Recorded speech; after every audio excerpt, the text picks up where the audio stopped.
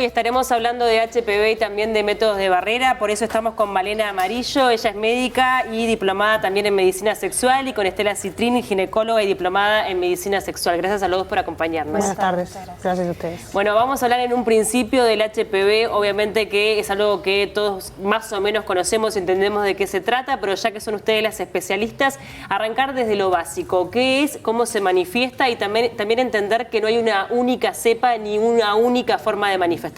Exactamente, como tú lo dijiste, es una familia de virus que infectan las mucosas, básicamente en general por contacto directo de mucosas infectadas.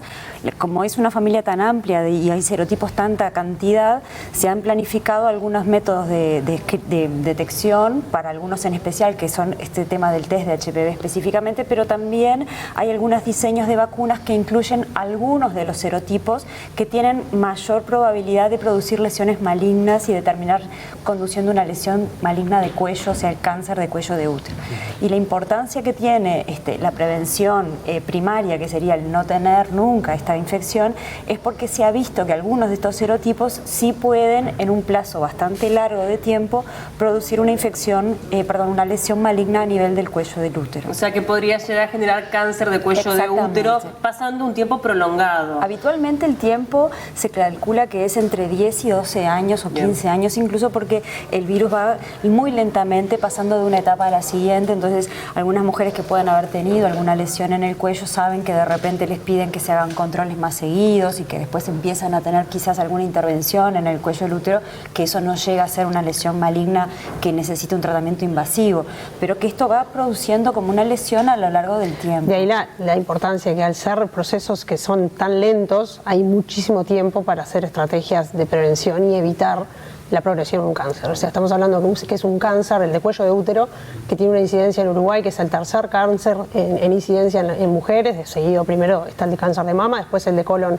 y recto, y después el de cuello de útero. Y estamos hablando que es un cáncer que es 100% evitable, ¿no? O sea, desde la prevención, con la vacunación y eventualmente después con la realización del PAP todos los años, porque si captamos una posible lesión por HPV, hay tiempo suficiente para intervenir y evitar que esa lesión progrese a cáncer. Y tiene una alta mortalidad también ese cáncer. Es el quinto en mortalidad en mujeres en Uruguay. Tiraron varias aristas para hablar, que una es el PAP, otra el test de HPV específico y después la vacunación, pero me gustaría conocer si ustedes tienen el dato de cuántas personas tienen o sufren esta enfermedad aquí en Uruguay y cómo está Uruguay en cuanto a la región y el mundo. El contacto con el HPV se estima más o menos que entre un 75 y un 80% de las mujeres tuvimos contacto alguna vez con alguna de las cepas del HPV. Lo que mencionaba Estela es que no todas ellas pueden llegar a causar lesiones potencialmente que evolucionen a lesiones de alto grado o potencialmente malignas, pero que en realidad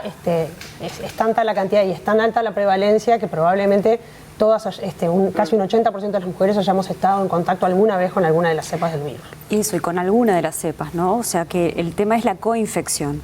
Están las cepas que son de alto riesgo oncogénico, o sea, alto riesgo de posibilidad de desarrollar una lesión maligna, y están las de bajo riesgo que muchas veces se manifiestan por verrugas genitales. Entonces, en el varón, en la mujer, esto es bastante es democrático. Sí. Pero el tema es la coinfección entre los distintos serotipos. Esos son los que aumentan la probabilidad, sobre todo cuando las coinfecciones son por los serotipos de alto riesgo. La verruga genital es una muestra clara, un indicador claro para que la persona vaya al médico, claro, y se vea. Pero en otros casos es invisible. Exactamente. Claro. Sí, exactamente, es totalmente invisible. Por eso es que nosotros siempre insistimos mucho en la consulta de esto de el tener un método adecuado que sea un método de barrera, porque están todos los métodos que evitan el embarazo no intencional, que son los métodos hormonales, los métodos mecánicos, pero bien utilizado, tanto el preservativo de pene como el preservativo de vagina es un muy buen método para evitar el contacto de mucosas que puedan estar eventualmente infectadas, tanto sean mucosas genitales y anales o mucosas orales, porque también se han visto lesiones por verrugas genitales en la cavidad orofaringea. Estamos hablando de cuántas variantes tiene el HPV. Más de 50, Sí, no, más de 100. Creo. Más de 100 yo creo que tipos sí. de cepas. Sí, por lo menos. Y la importancia de la vacunación, digamos, es porque ataca, digamos, a las cepas más peligrosas, ¿es así? Claro. Cubre cepas que se han visto hasta en un 70% de los casos de cáncer de cuello de útero. O sea, son 4 cepas las que cubre la vacuna que se da aquí, ¿no? Es la 4, Sí, ¿no? 6, 11, 17 y 23. Que esas cepas son, cuando se hace la pesquisa de cuál es la cepa que está presente en una paciente que tiene, por ejemplo, un cáncer de cuello de útero, se ha visto en un 70% de las veces que están presentes estas cepas. Entonces, ahí también la importancia de que la vacunación no exime de la realización del PAP, ¿no? Claro. O sea, que la paciente esté vacunada en edades precoces, que es lo que se recomienda, porque si se da la vacuna antes de iniciar las relaciones sexuales, la efectividad es mayor, porque nos aseguramos que probablemente esa paciente no tuvo contacto con las cepas, pero estamos hablando que cubre un 70% de las cepas que están en el cáncer. Entonces, en realidad, lo que sí tenemos que transmitir es la realización del PAP todos los años, aunque ya esté vacunada la paciente. ¿Qué pasa con la mujer embarazada que es positiva del virus del papiloma humano respecto a los cuidados que tenga que tener al momento del parto? Y No. si contagia o no a su bebé. Habitualmente eso no se da de esa forma, o sea, la transmisión no es vertical, que la transmisión vertical se define la transmisión que se produce de madre a hijo a través de la placenta, ¿no? No es una transmisión vertical, pero muchas veces se ha visto, un poco reforzando lo que decía Malena, que no es necesario insistir en el tema del Papa Nicolau, insistir en el uso del preservativo, pero también en saber que el virus del HPV es muy fácil contagiarlo por otras formas, o sea, el contacto sexual es el principal, pero también a través de las manos que puedan llegar a tener contaminación es posible contagiar a un recién nacido, por ejemplo, al cambiarlo, o sea que eso también es un tema que nos genera bastantes dificultades, incluso a nivel legal, niños que puedan tener lesiones pero que no han sido víctimas, por ejemplo, de abuso. Claro, pero perdón, volviendo un poco al embarazo, ¿el bebé puede ir por el canal de parto Sí. cuando una mujer tiene HPV? En el caso de que haya lo que se llama una condilomatosis, o sea, unas lesiones de verrugas muy importantes que actúen como tumor previo, es decir, que se interpongan por la salida del niño, eso sí podría ser una contraindicación para el parto vaginal. Pero la infección por HPV o las lesiones por HPV no contraindican la vía de parto. ¿Qué tanta información tienen tanto mujeres como los hombres sobre la enfermedad? ¿Es una sociedad que está informada sobre el HPV o en general no? Bueno, ahí entramos capaz en lo que sería la educación sexual integral, ¿no? Que nosotros somos bastante militantes de esa causa. Como todo problema de repente de salud o prevención primaria de salud, van a haber determinados sectores de la población que estén más informados que otros. Por eso es importante de repente garantizar que este tipo de información llegue a nivel de repente de programas educativos en etapas precoces, y esto nosotros empezamos a hablar desde edades tempranas de educación sexual, en determinados momentos a hablar de lo que son las infecciones de transmisión sexual. Este tipo de información se tendría al alcance de la mano, y en realidad si nosotros logramos que nuestros adolescentes, cuando por ejemplo a la hora, por ejemplo, si se les va a brindar la vacuna, estaría buenísimo que entiendan por qué y la importancia, ¿no? Porque si yo llevo a mis hijos a darse la vacuna de la gripe, seguramente no me siente a explicarle la fisiopatología de la gripe. Le voy a decir, bueno, para que no te enfermes, pero quizás en este caso, como tiene algo que ver también con las conductas y con la corresponsabilidad a la hora después de tener relaciones sexuales, en el uso de los métodos de barrera, creo que es una buena oportunidad de repente, en el caso de los padres, hablar al respecto. Pero nosotros en realidad consideramos que este tipo de cosas tendrían que estar dentro de un marco curricular y normativo en programas de educación sexual integral formal. Hablemos de la vacuna del papiloma humano, que ha generado muchísimas resistencias y movimientos en el mundo entero, también en nuestro país cuando llegó. Si bien tiene un montón de beneficios, algunos padres señalan que podría llegar a tener efectos secundarios por lo que ha generado también resistencia. Sí, a ver, todas las vacunas tienen una probabilidad de tener algún evento adverso vinculado a lo que se está inoculando, a los excipientes, que es con lo que viene la vacuna, y a tener un porcentaje determinado de eficacia. Esta vacuna ha demostrado ser muy eficaz, de tener eventos adversos bajos. Y lo que me parece que es interesante recalcar es que tanto varones como mujeres deberían vacunarse, con niños y niñas, y que independientemente de la situación sobre el estado de ser portador o no de HPV, es importante que busquen consejo médico, porque es muy probable que sea adecuado la vacunación incluso después de haber iniciado las relaciones sexuales, o incluso de tener ser portador del virus del Pero HPV. puede tener complicaciones. Recuerdo un caso que fue muy sonado, la hija de Verónica Alonso, que ella lo hizo Claro. público. Pueden haber eventos adversos vinculados a todas las vacunas. Sí, cualquier fármaco puede venir con efectos secundarios que están descritos en todos los casos. En general, cuando una vacuna se recomienda, bueno, tuvimos el caso con la vacuna del COVID, fue algo como que se habló muchísimo. Lo que se suele ver es que se evalúa lo que es el riesgo-beneficio y la incidencia de los casos adversos. Yo no puedo hablar de ese caso en particular porque no estoy informada sobre ese caso en específico. A nivel mundial, lo que se ha visto en países que tienen ya instalada la vacunación contra el HPV hace muchísimos años antes que Uruguay, lo que se nota claramente es, primero, que la incidencia de casos adversos es baja y en general son casos adversos de formas leves, ¿no? Creo que casos graves son los menores, pero además lo que se ve es a nivel de cifras de epidemiología, es una franca disminución de la incidencia de cáncer de cuello de útero en esos países que hace muchos más años que están. ¿Ustedes como médicas consideran que es segura? Sí. Bien. ¿Y cualquiera se puede vacunar? ¿O algunas personas que tengan alergia, por ejemplo? O no sé, ¿se puede vacunar cualquier persona? Ahí lo que habitualmente conviene es ver si si la persona tiene alguna alergia en particular y los componentes de la vacuna. De la vacuna. General, En base a eso, hay cruces de claro. datos, digamos. ¿Cualquier persona se puede vacunar? ¿Se recomienda antes de iniciar la vida sexual? ¿Es así? En el caso de los adolescentes que se le indica, esa es como una indicación óptima, justamente por eso, para tratar de que la administración de la vacuna sea antes de tener contacto con alguna posible cepa. Pero hasta los 26 años, cualquier persona que se quiera vacunar con una indicación médica la puede recibir sin costo. Después de los 26 años, si la persona quiere recibirla, puede hacerlo, va a tener que pagar el costo de la vacuna, pero hasta 26 años con una indicación médica puede recibir la vacuna. De hecho, hay personas que están francamente indicados de repente determinados casos de inmunosupresión o determinadas prácticas sexuales que pueden conllevar algún riesgo, está súper indicada y es solamente una indicación médica y en cualquier vacunatorio se le brinda. ¿El hombre hoy se puede vacunar? Sí. O sea, ¿tiene disponible la vacunación? Esa pregunta primero, y después si el hombre presta atención cuando se habla de HPV. ¿Es una enfermedad a la que le presta atención, como por ejemplo puede ser el SIDA?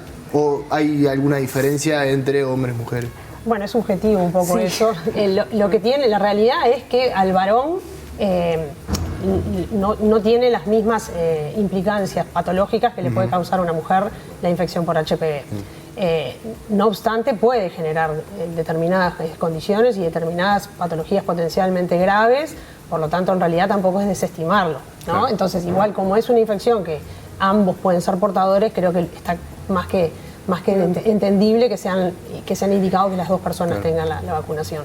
Lo mismo es, la importancia o la relevancia que le da a cada uno, obviamente va a estar sujeto obviamente al interés o a la educación que cada uno haya tenido. Yo porque pensaba, perdón que te corte, que cuando surge el HPV, la vacunación estaba como más enfocado hacia las mujeres y no tanto hacia los hombres, pero me parece que en este caso el hombre también juega un rol importante. Bueno, ¿no? de hecho al principio era paga, cuando llega la vacuna acá a Uruguay había que pagarla, entonces en realidad también era una cuestión, cuando hay un tema de salud pública, de costos, que hay recursos que son finitos, se apuntó a la vacunación en el caso de las mujeres porque obviamente había una intención de atacar un problema que afectaba predominantemente a las mujeres. Ahora, por suerte, hay mayor accesibilidad y la vacuna está accesible tanto para varones como para mujeres. No, yo lo que quería como un poco reflexionar es sobre el tema de que en realidad muchas veces las mujeres estamos como más acostumbradas a ir al médico y a tener como más controles en salud. Los varones hasta que las madres o los padres los llevan hasta determinado momento, bueno, acompañan, pero después es poco frecuente que por motus propio vayan al médico a informarse. Entonces a mí es un poco sesgado porque yo soy ginecóloga y veo mayoritariamente mujeres, claro, pero me da la impresión de que mismo el preservativo no es pensado como un método para evitar infecciones.